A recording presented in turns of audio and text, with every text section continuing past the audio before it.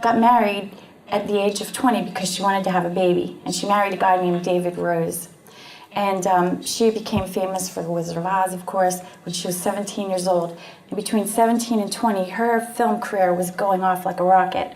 And everybody wanted the gravy train and all the money she was making to keep flowing. So when she became pregnant after her marriage, her mother, MGM Studios, and her husband all colluded against her and forced her to have an abortion.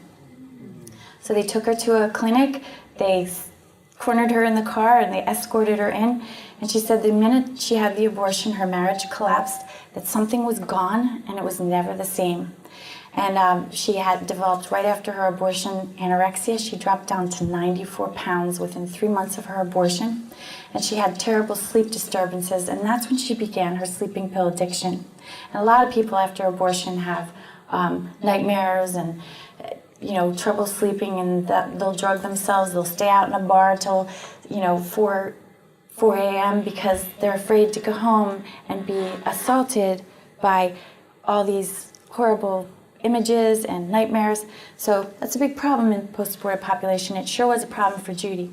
Anyway, so Judy ends up having what we call an anniversary reaction, and she became depressed as she approached her due date, which is not uncommon. And she developed what we call pregnancy fantasy, which is a form of intrusion. Having fantasies is a form of intrusion because and some people don't fantasize about it, they act out, which is why the rates of pregnancy after abortion are so high, because people feel like they want to finish what they started. We call them atonement or replacement pregnancies. So anyway, Judy has this fantasy, and now she's with another guy, and his name is forget his name. She's with another guy, and she tells him she's pregnant, and she begged him to leave his wife and marry her, or she would have to have an abortion. And of course, he wasn't about to leave his wife, and he took her, and what did she re-experience? Abandonment and betrayal. The thing about traumatic reenactments is that you repeat the same theme that accompanied the trauma. So if betrayal was a big part of what you experienced, you're going to find men that will love you and leave you very attractive. And the nice, wonderful, stable guy you consider boring, and there's no chemistry. The chemistry is driven by the trauma and the need to engage. I call them drama junkies, where they're always looking for crisis, and they'll go out shoplifting, or they'll engage in high-risk activities. They'll do everything dangerous because that gives them the high, which really is what's self-medicating depression. So there's like a whole bunch of dynamics that go on that are usually out of the person's control. They compulsively are out there trying to fill something, and it leads to crazy, crazy behavior. So anyway, Judy tells him that's on the anniversary. A year later, she's dating another guy, and she does the same thing in a pregnancy fantasy. And this new guy is Joe Mankiewicz, and his wife was mentally ill, and he said that she needed some counseling. He could see she was troubled. So she went to counseling, and she started saying things like, I'll live my own life and stop treating me like a child, and I'll do what I want, because she was trying to assert her autonomy when everybody was controlling her life.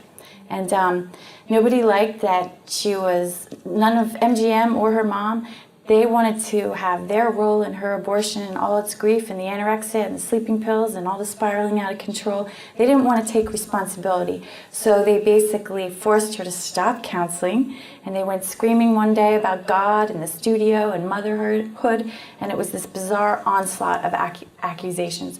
Anyway, so Judy then tells Joe that she's pregnant again, and they go to New York City. She goes into an abortion clinic, and they gave her a pregnancy test.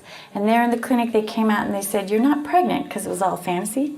And she fell down in the clinic, holding her arms over her womb, rocking and crying hysterically. They had to carry her to the car.